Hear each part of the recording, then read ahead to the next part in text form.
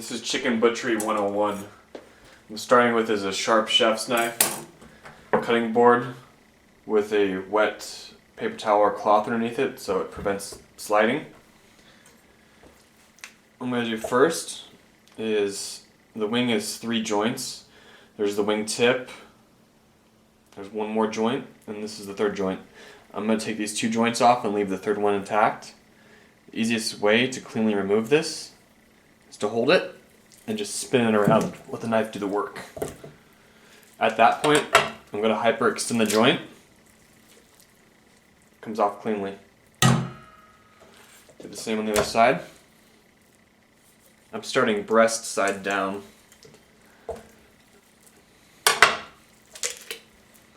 At this point, I'm going to flip the chicken over. I want to preserve as much skin as I can.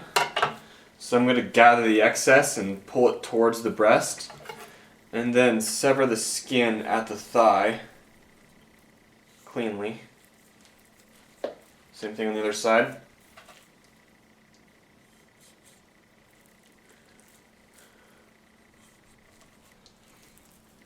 Now I'm going to stabilize the bird by hyperextending the joints at the thigh on either side. This makes for a nice stable bird as I remove the breasts off.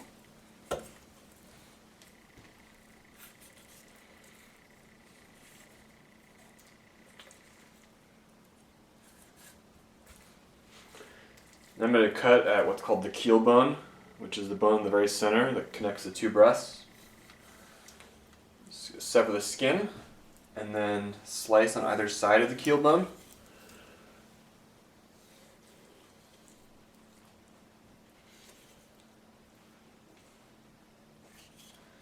At which point you'll run into a part where there's solid bone, but there's also cartilage. You gotta watch out, make sure you don't cut through the cartilage as I did. At that point I can just fillet it off the cartilage. No big deal. Do the same motion on either side.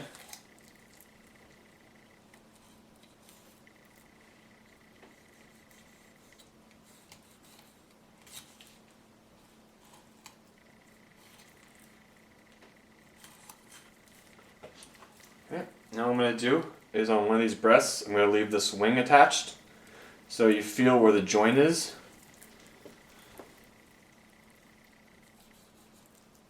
And then separate at the joint, and then cut the breast off the cage.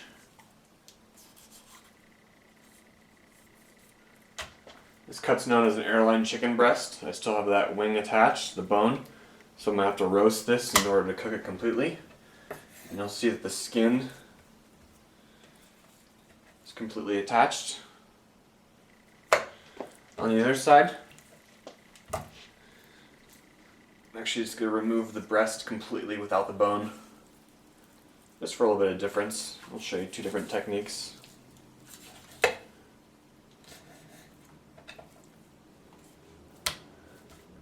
And cut a little bit of the excess skin. It'll shrink as it cooks though, so you don't want to cut off too much skin.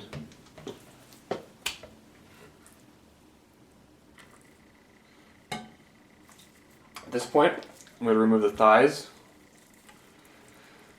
To use the bone as a guide, I've already hyperextended, so I've exposed the one bone. Using the body as a guide and gently slicing through.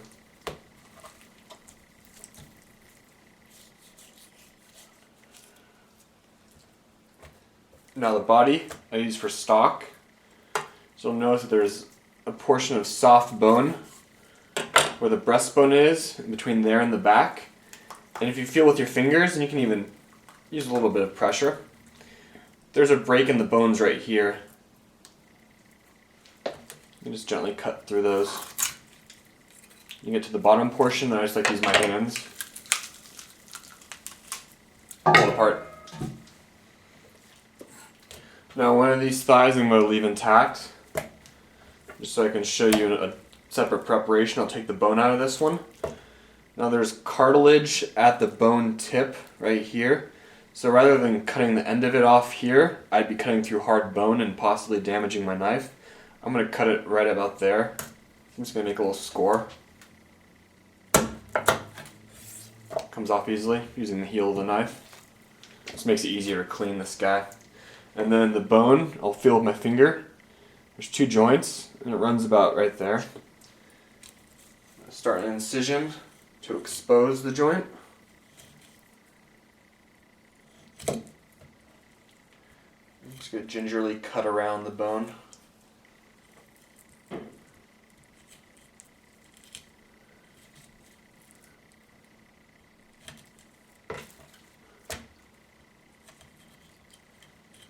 Exposing more of it so I can feel and cut the rest away.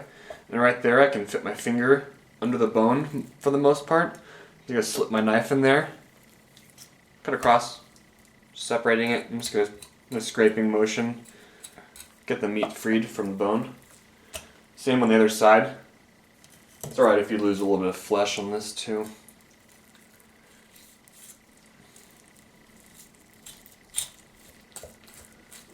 Now I have a thigh bone with the bone mostly removed, and there's a little bit of connective tissue right here. So I'm going to be careful, and without severing the skin on the other side, I'm going to cut underneath the bone and the connective tissue, separate it from the bird. You can feel, if you feel any more hard bone or hard connective tissue, just cut it away. I left a little bit on there. There you go. The flesh is severed through a little bit, which the connective tissue basically connects the bone to the skin, but the skin isn't severed on the other side. At that point, I like to clean up any large pockets of fat that won't cook down nicely.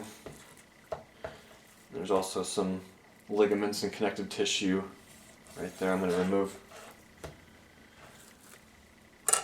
Now all the bones and such, I throw into a stock pot, and I make chicken stock with this. So you take 2 parts of large cut onion, 1 part celery, and 1 part carrot. I'm going to cover this with water, add a little bit of thyme, parsley, a head of garlic split in half, and whatever aromatics I desire. And then I'll let it go on the stove top for about an hour and a half. You want to maintain gentle simmer. If you boil it, you run the risk of making a stock that's not clear. It's more for a restaurant's sake. You can boil it if you'd like to, but it comes out a cleaner flavor, I think, and a cleaner visibly for sure. And the upside of doing a chicken yourself is that you can control how you portion it. Lots of chicken at the store will be sold skinless, which you can do after the fact, or you can keep the skin on. I think it adds a great texture. And also, when you buy chicken stock at the store, you're usually spending about $3.50 to $5 per container, and it's just a way of saving money and being more economical. Next video, I'll show you how to make a sauce with the chicken stock and other applications.